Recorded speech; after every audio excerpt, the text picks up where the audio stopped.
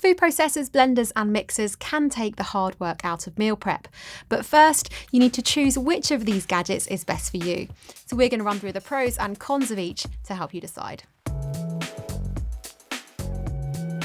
Stand mixers are geared towards kneading, whipping, whisking and mixing, essentially all things baking. Some models also have the option to fit additional attachments like blenders, mincers and food processors, but you might have to buy these separately.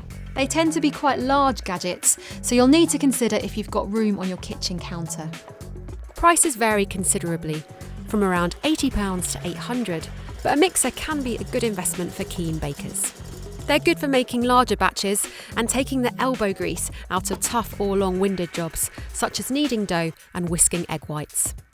You can also buy small handheld electric mixers.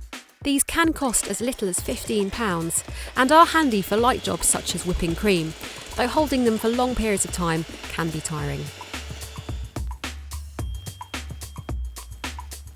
Food processors can be really versatile, with different attachments for things like chopping, grating, pureeing and slicing. Some food processors come with attachments for baking jobs like kneading and whipping, but they don't tend to manage these as well as stand mixers, and they usually have a smaller capacity.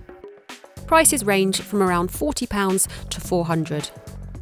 More expensive models usually include a wider range of attachments, such as grinding mills, blender jugs and citrus presses, and different sized bowls. These can make them more versatile, but can also mean more faff when cleaning and more stuff to store.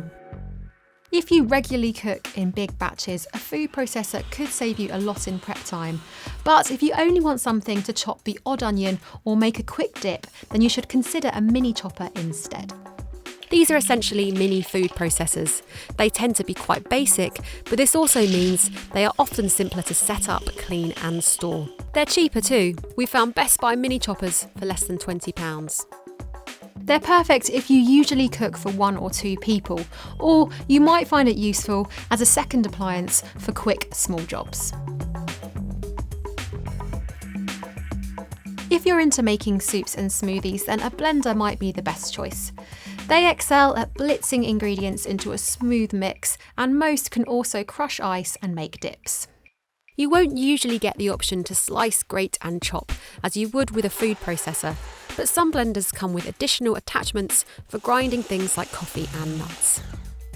There are 2 types of standing blender: jug blenders, which can make larger batches in one go, and mini blenders.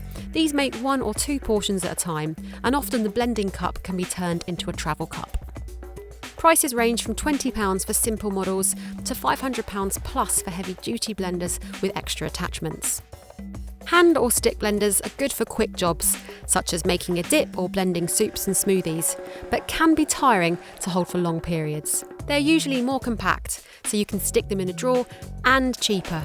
Prices range from £5 to £150. Pricier models may come with food processing and whisking attachments, all metal construction and extra features. Which gadget you buy depends on what jobs you do most, how much space you have, and your budget. But once you've decided, check our reviews to find out the ones that impressed us.